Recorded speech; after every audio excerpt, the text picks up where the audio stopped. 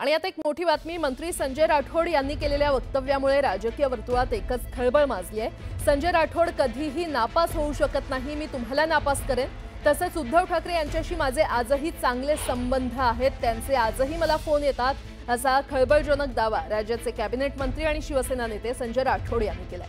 संजय राठोड यांच्या वक्तव्याने आता नव्या वादाला तोंड फुटण्याची शक्यता आहे।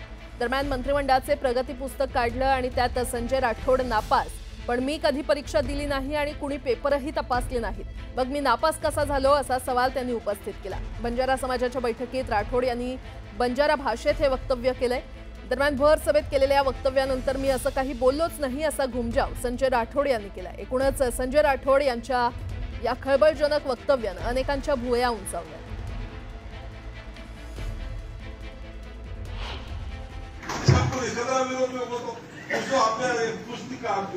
प्रगती पुस्तक काढायचे मंत्रिमंडळ विरोध होतो आणि तो प्रगती पुस्तकात संजय राठोड नापास मोको सारा परीक्षा करे दिनो कोणी आणि रिझल्ट तपासले कोणी मार पेपर आणि नापास किती आहो बदल एकनाथ शिंदे संजय राठोड नापास होऊ शकत नाही, नाही तर तुम्हाला नापास करा जो बोले जाऊ आता कुणी म्हणत नाही, म्हणजे मला मोनकोची माहीत मग उद्धव ठाकरे साहेब सोबत आम्ही आपले संबंध बतायचे कोण आवश्यक। उद्धव ठाकरेंचा मला अजून सुद्धा फोन येतो असं सांगितलेलं आहे, काय ते एक मिनिट आम्हाला किस्सा सांगावं। असं अजिबात मी सांगितलेलं नाही आहे। मी म्हटलेलं आहे की बा सर्व राजकीय नेते महाराष्ट्रातले हे सन्माननीय शरद पवार साहेब असतील, काँग्रेसचे असतील किंवा शिवसेना उभाटाचे असतील, राष्ट्रवादीचे असतील, हे सर्व राजकीय पक्षाचे मतं जरी वेगवेगळे असले तरी मनभेद मात्र कोणाचे नाही आहे। तशा पद्धतीचे संबंध सर्वांनी ठेवलं पाहिजे, ही भूमिका मी आजच्या या समाज बैठकीत मांडली। यंदाच्या बकरी ईद निमित्त हाजी अली दर्ग्याला 5 लाखांहून अधिक लोकांनी झियारतसाठी भेट दिली। दरम्यान हाजी अली दर्गा परिसर 78 सीसीटीव्ही कॅमेऱ्यांच्या देखरेखीखाली होता। बदलापूर शहरात मोठी वाहतूक कोंडी झाल्याचं पाहायला मिळालं। पूर्व पश्चिम उड्डाणपुलाला जोडणाऱ्या रस्त्यावर ही कोंडी झाली होती। तब्बल 2 तास वाहन चालकांना नाहक त्रास सहन करावा लागला। मुंबईच्या अंधेरी पूर्वेमध्ये MIDC परिसरात विनापरवाना ड्रोन कॅमेरा उडवणाऱ्या व्यक्तीच्या विरोधात गुन्हा दाखल करण्यात आलाय। पोलिसांनी ड्रोन कॅमेरा जप्त केलेला आहे। अर्शद अब्दुल समी अन्सारी असं अटक करण्यात आलेल्या व्यक्तीचं नाव आहे।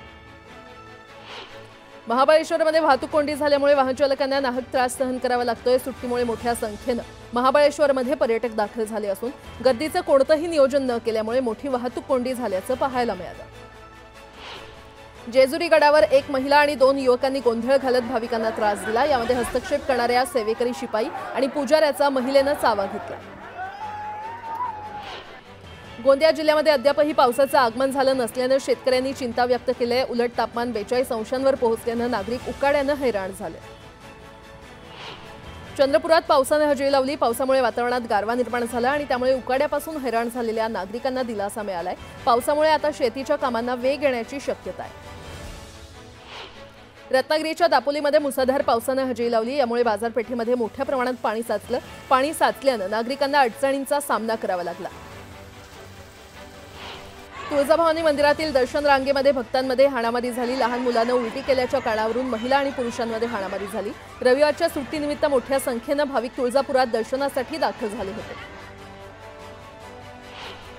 जालन्यातील अंकुशनगर येथील गोदावरी लॉन्समधील लग्न समारंभातून 25 तोळे सोन्यासह रोख रक्कम आणि 2 आयफोन चोरीला गेलेत। या प्रकरणी तक्रार दाखल करण्यात आली असून चोरट्यांचा शोध घेतला जातो।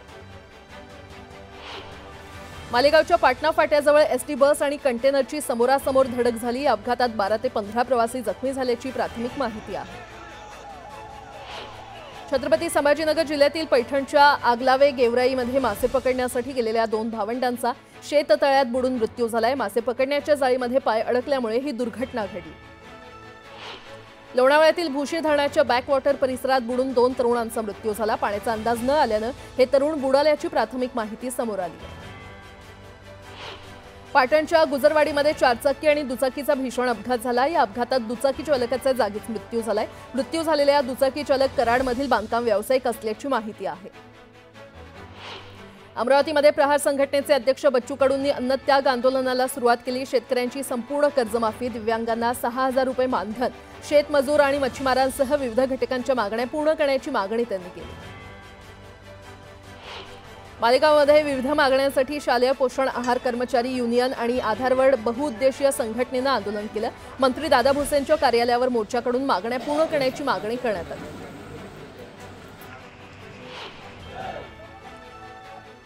भिवंडीच्या मराडेपाडामध्ये शिवराज्याभिषेक सोहळ्याला सुरुवात झाली। भव्य स्वराज्य तोरण बांधत विधिवत पूजा करण्यात आली आहे।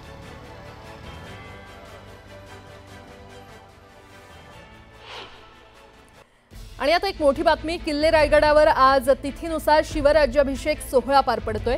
हजारो शिवभक्त रायगडावर दाखल झालेले आहेत। हिंदवी स्वराज्य संस्थापक छत्रपती शिवाजी महाराज यांचा तिथीनुसार 352वा राज्याभिषेक किल्ले रायगडावर साजरा होतोय। मोठ्या प्रमाणात शिवप्रेमींनी गर्दी केलेली आहे, तर दाट पसरलेल्या धुक्यात स्वर्गीय अनुभूती इथे होत आहे।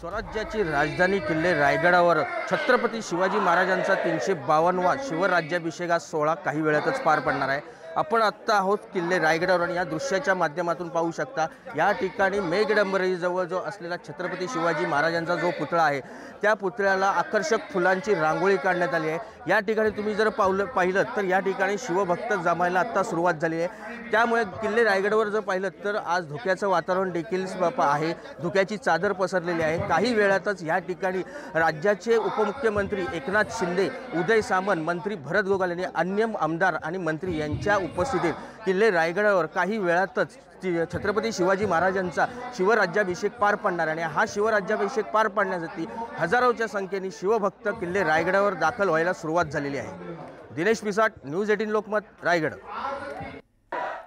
आणि आता एक मोठी बातमी, छत्रपती शिवाजी महाराजांच्या जीवन कार्याचा अनुभव देण्यासाठी छत्रपती शिवाजी महाराज सर्किट ट्रेन ही आजपासून धावणार आहे। मुख्यमंत्री देवेंद्र फडणवीस यांनी या ट्रेनला हिरवा झेंडा दाखवलाय। या 5 दिवसांच्या विशेष टूरमध्ये छत्रपती शिवाजी महाराज यांच्या जीवनाशी संबंधित महत्त्वाच्या ऐतिहासिक स्थळांना भेट आणि इतिहासावर आधारित कार्यक्रम असणार आहेत। भारत गौरव ट्रेन ज्या ज्या ठिकाणी पोहोचेल त्या ठिकाणी असलेल्या पर्यटन स्थळांची सविस्तर माहिती पर्यटकांना देण्यात येणार आहे। मुंबईतून सुरू होणारी ही यात्रा रायगड, पुणे, शिवनेरी, भीमाशंकर, प्रतापगड, कोल्हापूर आणि पन्हाळा अशा ठिकाणांना भेटी देणार आहे।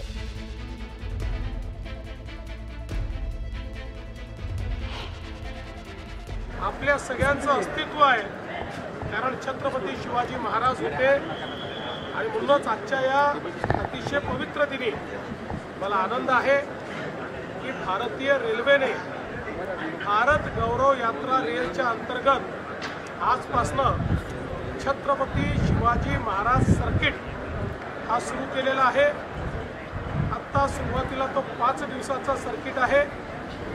आज रायगडापासनं स्वराज्याच्या राजधानीपासनं त्याची सुरुवात होणार आहे। जवळपास पहिल्याच ट्रेनला 100% बुकिंग मिळालेलं आहे। 710 प्रवासी त्याच्यामध्ये चाललेले आहेत, त्याच्यामध्ये 150च्या वर महिला आहेत। 80% वर प्रवासी हे 40 वर्षापेक्षा कमी असे तरुण प्रवासी त्या ठिकाणी चाललेले आहेत। आणि भारताचा गौरव, छत्रपती शिवाजी महाराजांचा गौरव आणि प्रेरणा याकरता ही सगळी तरुणाई चाललेली आहे। आणि सगळ्यात महत्त्वाचं की या ठिकाणी चांद्यापासून बांद्यापर्यंत आणि गडचिरोलीपासून गडहिंग्लजपर्यंत जवळजवळ सर्व भागातले प्रवासी या ट्रेनने प्रवास करतायत।